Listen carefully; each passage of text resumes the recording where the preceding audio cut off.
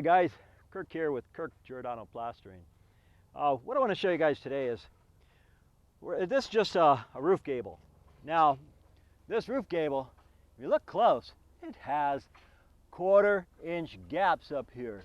Now, some of these are 3/8. It looks like the wood lath we use to stucco over and key in. So, another thing I want to point out is, I'm marking all my studs right here in case I miss them later. But what we're going to do with this little simple roof gable, I came up here. Unfortunately, it just happens to be the hottest time of day, about 95 degrees, but that's okay, we're working.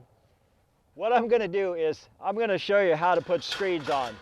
And here I've got we have a lot of overlapping. So this is overlapped here, and this part is a 1/2 inch. This is 1.5 inches. It's typical on roofs where a lot of these meet. So I'm going to show you what I generally do. Now, sometimes I'll use a template. I'll put a template here, give me 1.5 inches, but I can't do it because everything is so off here. So what I'm going to do is I'm going to figure out a place to put my screed. Let's see here. Okay, this screed, I generally go about, I'm just eyeballing it now. That looks about right. We want to get it as even as we can. Pop a staple in it. Then I notched this one out here to go into this corner here. Now this guy here, we want to go above the roof line about 1 inch.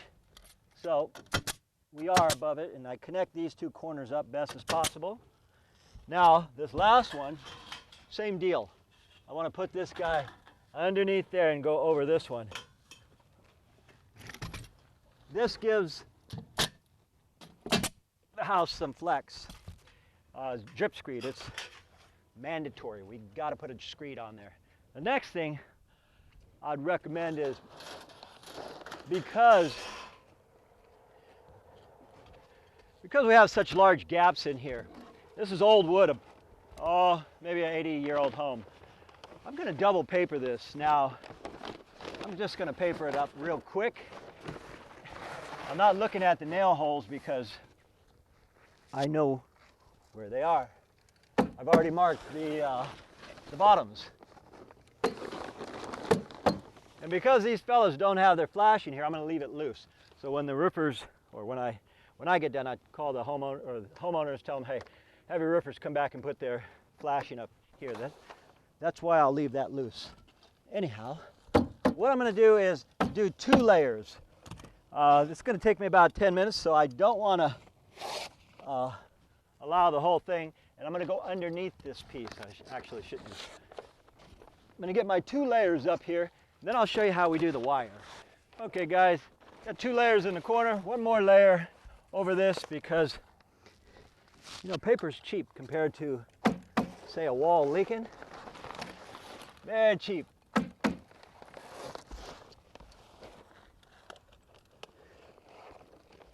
Okay, so I'll cut this out over here.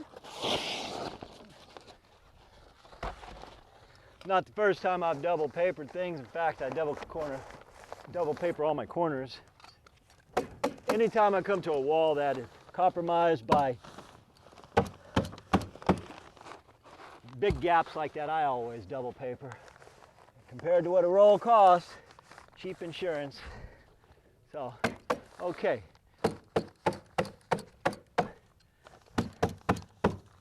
And if you're overlapping the drip screed, cut it off.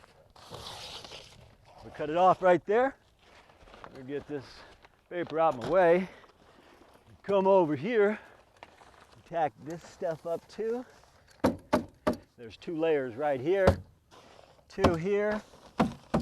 Okay, I'm much happier with that amount. I cut my screed out. Here we go. Take my hand, notch it, cut it right off, and I could throw this away or I can put it on. Rather than just throw it in the garbage, have to pick it up. Doesn't hurt to put it on. What I'll generally do is, if I'm working a wall or a house, it's the end of the day. I have a lot of rippers left, little rippers, and what I'll do is just kind of find a place for them. Now, this beats throwing them away. So tack a couple on here and there.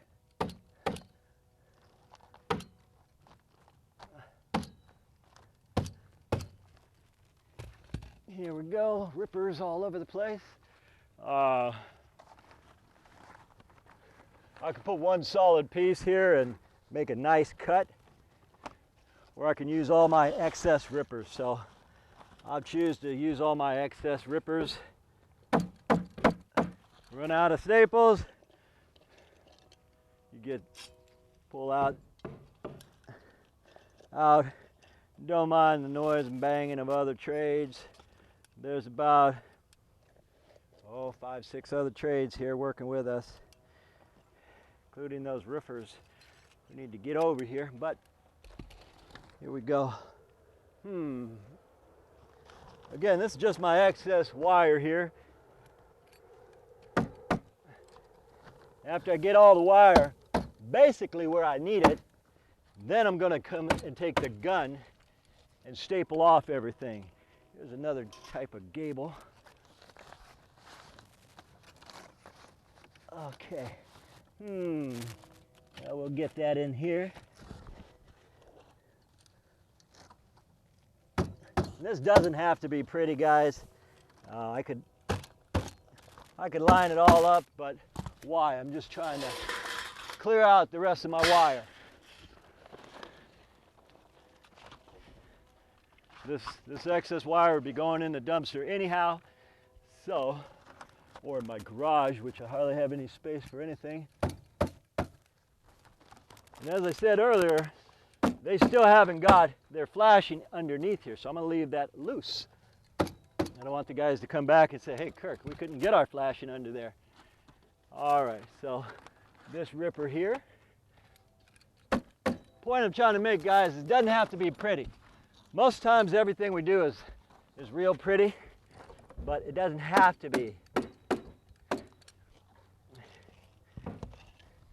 So now I'm going to cut this at an angle here.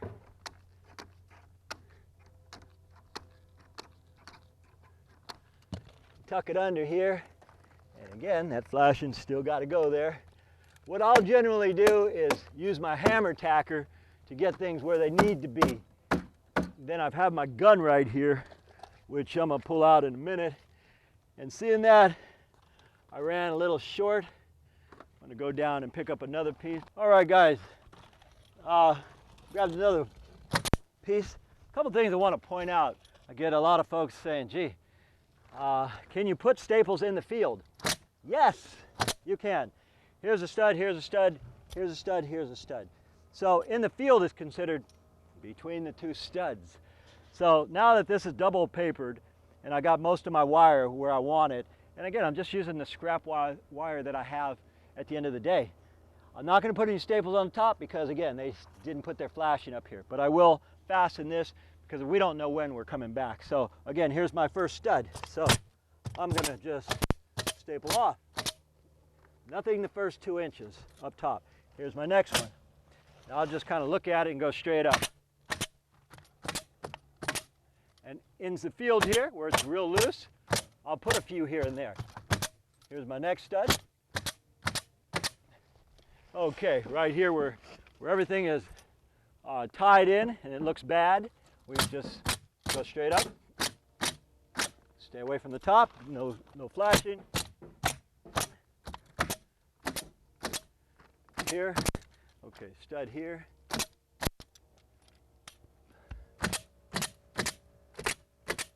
Thought I'd point that out because I'm getting a lot of fellas saying, hey, gee, these guys laugh that would think they did a bad job.